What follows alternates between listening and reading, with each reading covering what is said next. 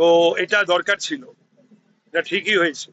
এটা মমতা ব্যানার্জির ঔদ্ধত্যে, অহংকার আর দম্ভের এবং প্রত্যেককে যে ছোট করা, অসম্মান করা, অপমান করা, এটা থেকে তো কেউ মুক্ত নয়, কেউ বাদ যায়নি, ঠিকই ছিল।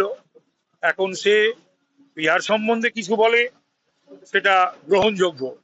বাংলা খায় না, মাথায় দেয়, বাংলার ভূগোল জানে না, বাংলার ইতিহাস জানে না, বাংলার অ্যাসফাল্টাম রোড কেমন, সেখানে কোনোদিন হাঁটলো না, হ্যাঁ, পদযাত্রা করলো না, যে কীর্তি আজাদের কথার গুরুত্ব তোমরাও দিও না, আমিও দিচ্ছি না।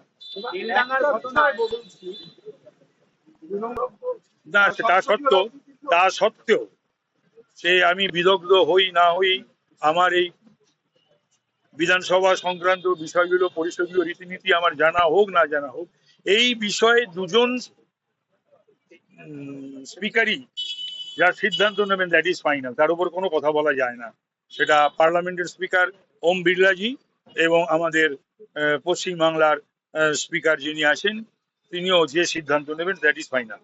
সেটা যদি সকলে মিলে মার্চ করে দাঁড়ায় স্পিকারের সামনে, এবং স্পিকার যদি আইডেন্টিফাই করতে পারে তাদের, প্লাস আরো অনেক পন্থা রয়েছে, নিবে না ওই যারা সই করে দিয়েছে, মনে হয় ওরা নেবে না।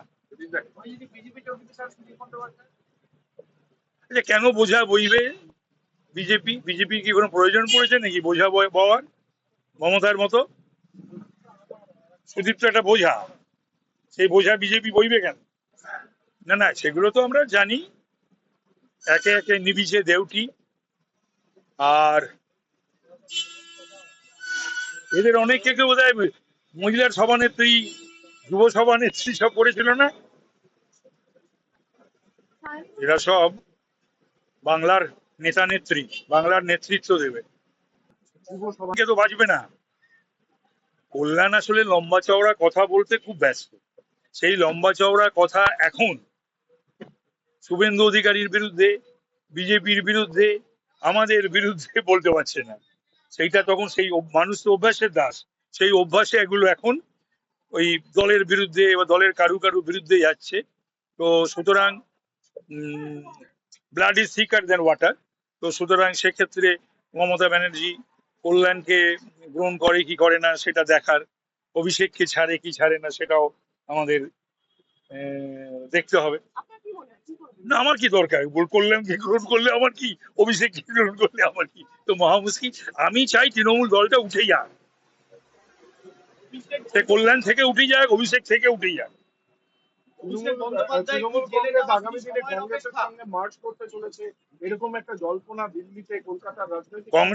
কংগ্রেসের এমনি বহু সর্বনাশী হয়েছে। কংগ্রেসের বিগত দিনের সমস্ত কংগ্রেসের নামি দামি নেতৃত্ব, তারা কেউই নেই। সেই পঞ্চ পাণ্ডব আমার দাদারা সকলেই এখন স্বর্গবাস হয়ে গেছে। কংগ্রেস যদি এই অবস্থাতেই আরো নতুন করে কিছু সর্বনাশ নিজেদের ডেকে আনতে চায়, তাহলে সেটা করবে। এটা বহুদিন ধরেই শুনছি, বঙ্গবাসী অপেক্ষা করছে, এবং এত কিছু করার বলার পরে, এত স্ক্যাম করাপশনের মধ্যমণি হওয়া সত্ত্বেও তার এখনো কেন জেল যাত্রা হচ্ছে না? এটাই এক হচ্ছে, আমরা অনেক আগে বুঝেছিলাম, আগে বলতাম, এখন এরা পরে বুঝেছে, কারণটা তারাই ব্যাখ্যা করবে। দুই হচ্ছে যে মমতা ব্যানার্জিকে কত ভালোবাসতো তার ভাই বোনেরা। তিন হচ্ছে যে নায়ক নায়িকারা, গায়ক গায়িকারা সব পালিয়ে গেছে। তো এদের নিয়ে রাজনীতি করলে যা হয় তাই হবে, তাই হচ্ছে। তো এটা তো আমরা বহুদিন বহুবার অনেকেই বলেছি, কেউ সাহস করেনি, সেটা আলাদা কথা। কিন্তু আমি এই এই এই যে এই সমস্ত জনপ্রতিনিধিদের, এদেরকে এমপি করা, এদেরকে এমএলএ করা, এদের মন্ত্রী করা, এদের রাজ্যসভায় পাঠানো, এসব নিয়ে আমি বোধহয় 200 বার বলেছি, if not wrong, if not much.